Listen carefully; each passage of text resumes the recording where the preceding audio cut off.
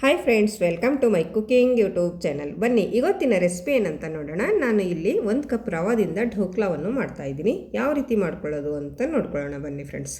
ಇಲ್ಲಿ ಮೊದಲಿಗೆ ನಾನು ಒಂದು ಬೌಲನ್ನು ತೊಗೊಂಡಿದ್ದೀನಿ. ಅದಕ್ಕೆ ಇಲ್ಲಿ 1 ಕಪ್ ಆಗೋಷ್ಟು ರವವನ್ನು ಹಾಕ್ಕೊಳ್ತಾ ಇದ್ದೀನಿ. ನೋಡಿ, ಇದು ಬಾರಿಕ್ ರವೆ. ನಿಮ್ಮ ಹತ್ರ ದಪ್ಪನ ರವೆ ಇದ್ದರೆ ಒಂದು ಸ್ವಲ್ಪ ಮಿಕ್ಸಿ ಮಾಡ್ಕೊಳ್ಳಿ. ಮತ್ತು ಅದೇ ಕಪ್ಪಿನಿಂದ 1 ಕಪ್ ಮೊಸರು ಕೂಡ ಹಾಕ್ಕೊಳ್ತಾ ಇದ್ದೀನಿ.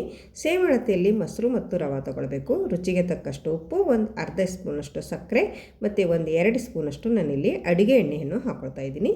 ಮತ್ತು ಒಂದು ಸ್ವಲ್ಪ ಹಸಿ ಮೆಣಸಿನ್ಕಾಯಿ ಮತ್ತು ಶುಂಠಿಯನ್ನು ಪೇಸ್ಟ್ ಮಾಡ್ಕೊಂಡು ಹಾಕ್ಕೊಳ್ತಾ ಇದ್ದೀನಿ. ನೋಡಿ, ಈ ರೀತಿ ಹಾಕ್ಕೊಂಡಾದ್ಮೇಲೆ ಎಲ್ಲ ನಾವು ಒಂದು ಸರಿ ಮಿಕ್ಸ್ ಮಾಡ್ಕೊಳ್ಬೇಕು. ಮೊಸರು ಮತ್ತು ರವೆ ಮಸಾಲ ಎಲ್ಲ ಚೆನ್ನಾಗಿ ಮಿಕ್ಸ್ ಮಾಡ್ಕೊಳ್ಳಿ. ನೀರು ಹಾಕೋದಕ್ಕೆ ಹೋಗಬೇಡಿ. ಮೊದಲು ಈ ರೀತಿ ಚೆನ್ನಾಗಿ ಮಿಕ್ಸ್ ಮಾಡಿಕೊಂಡು ಗಟ್ಟಿ ಅನಿಸಿದರೆ ಒಂದು ಸ್ವಲ್ಪ ನೀರು ಹಾಕ್ಕೊಳ್ಬೇಕು. ನೋಡಿ, ಇದು ಇವಾಗ ಗಟ್ಟಿ ಇದೆ. ಒಂದು ಸ್ವಲ್ಪ ನಾನಿಲ್ಲಿ 2-3 ಸ್ಪೂನಷ್ಟು ನೀರು ಹಾಕೋತಾ ಇದ್ದೀನಿ. ಹಾಕ್ಕೊಂಡು ಈ ರೀತಿ ನಾವು ಚೆನ್ನಾಗಿ ಮಿಕ್ಸ್ ಮಾಡಿಕೊಂಡು ಇಟ್ಕೊಳ್ಬೇಕು. ನಾವು ನಾರ್ಮಲಾಗಿ ಇಡ್ಲಿ ಮಾಡ್ತೀವಲ್ಲ, ಆ ಹದಕ್ಕೆ ಈ ಹಿಟ್ಟನ್ನು ಕೂಡ ರೆಡಿ ಮಾಡ್ಕೊಳ್ಬೇಕು. ನೋಡಿ, ಇವಾಗ ಇದು ಪರ್ಫೆಕ್ಟ್ ಆಗಿದೆ. ಇವಾಗ ಒಂದು ಡಕ್ಕನ ಮುಚ್ಚಿ ನಾವು ಒಂದು 10-15 ನಿಮಿಷ ಇದು ನೆನೆಸ್ಕೊಳ್ಬೇಕು.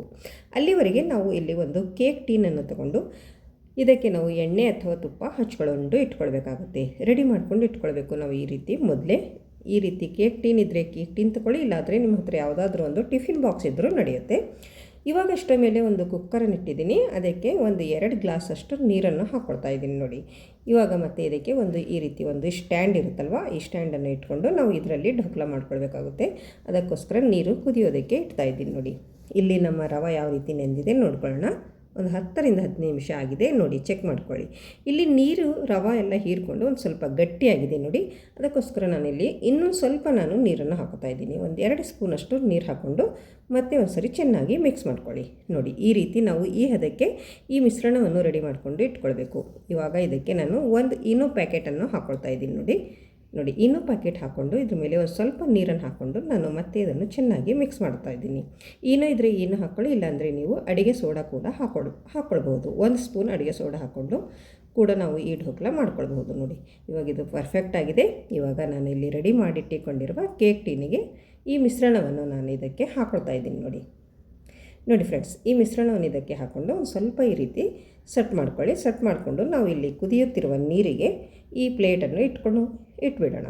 ನೋಡಿ, ಈ ಕೇಕ್ ಟೀನ್ ಇದರಲ್ಲಿ ಆರಾಮವಾಗಿ ಇಟ್ಕೊಂಡು ನಾವು ಇದ್ರ ಮೇಲೆ ಒಂದು ಸ್ವಲ್ಪ ನಾನು ರೆಡ್ ಚಿಲ್ಲಿ ಪೌಡ್ರನ್ನು ಉದುರಿಸ್ತಾ ಇದ್ದೀನಿ. ಇಷ್ಟ ಇದ್ದರೆ ನೀವು ರೆಡ್ ಚಿಲ್ಲಿ ಪೌಡ್ರ್ ಹಾಕ್ಕೊಳ್ಬೋದು, ಇಲ್ಲಾಂದರೆ ಇದು ಸ್ಕಿಪ್ ಕೂಡ ಮಾಡ್ಕೊಳ್ಬೋದು. ನೋಡಿ, ಇವಾಗ ನಾವು ಕುಕ್ಕರ್ ಡಕ್ಕನನ್ನು ಈ ರೀತಿ ಲಬ್ಬರ್ ಮತ್ತು ಸೀಟಿ ಎರಡನ್ನೂ ತೆಗೆದುಬಿಟ್ಟು ನಾವು ಡಕ್ಕನವನ್ನು ಮುಚ್ಚಿ ಇದು ಒಂದು 15 ನಿಮಿಷ ನಾವು ಸ್ಟೀಮ್ ಮಾಡ್ಕೊಳ್ಬೇಕು.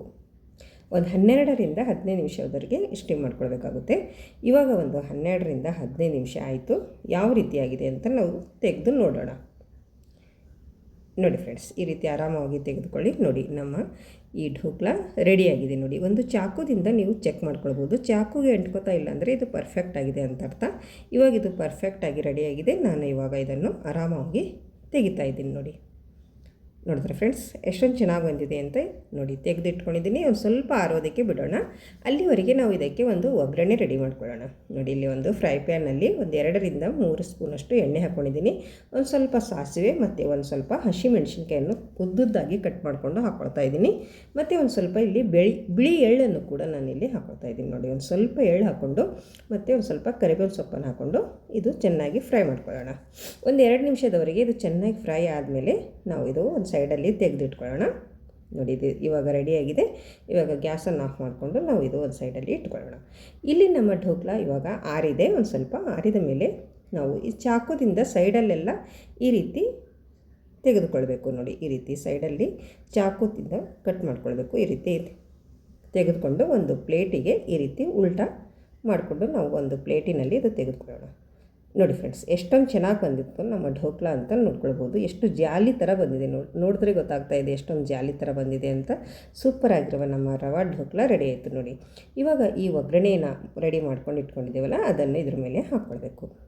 ಈ ರೀತಿ ಹಾಕ್ಕೊಂಡು ಇವಾಗ ನಮಗೆ ಯಾವ ಶೇಪಲ್ಲಿ ಬೇಕೋ ಆ ಶೇಪಲ್ಲಿ ನಾವು ಒಂದು ಚಾಕುದಿಂದ ಕಟ್ ಮಾಡ್ಕೊಳ್ಳೋಣ. ನೋಡಿ ಫ್ರೆಂಡ್ಸ್, ನೋಡಿದ್ರೆ ಈ ರೀತಿ ಕಟ್ ಮಾಡ್ಕೊಳ್ಳಿ. ನೀವು ಕಟ್ ಮಾಡ್ಕೊಂಡು ತಿರುವಾಗಲೇ ಗೊತ್ತಾಗ್ತಾ ಇರ್ಬೋದು ನಿಮಗೆ ಎಷ್ಟೊಂದು ಸಾಫ್ಟಾಗಿ ಬಂದಿದೆ ಈ ಢೋಕ್ಲಾ ಅಂತ. ನೋಡಿದ್ರೆ ಕೇವಲ ಒಂದೇ ಒಂದು ಕಪ್ ರವಾದಲ್ಲಿ ನಮ್ಮ ಢೋಕ್ಲ ರೆಡಿ ಆಯಿತು. ನೀವು ನೋಡಿ ಎಷ್ಟು ಚೆನ್ನಾಗಿ ಬಂದಿದೆ, ಎಷ್ಟು ಜಾಲಿ ಥರ ಬಂದಿದೆ ನೋಡಿ ನಮ್ಮ ಢೋಕ್ಲ.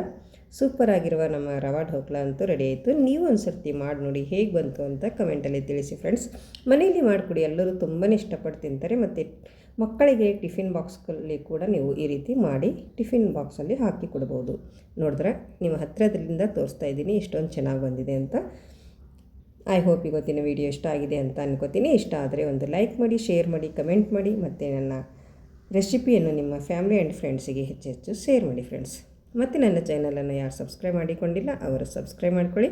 ಮತ್ತು ಸಿಗೋಣ ಮುಂದಿನ ವಿಡಿಯೋದಲ್ಲಿ ಹೊಸ ರೆಸಿಪಿಯೊಂದಿಗೆ. ಅಲ್ಲಿವರೆಗೂ ಓಕೆ.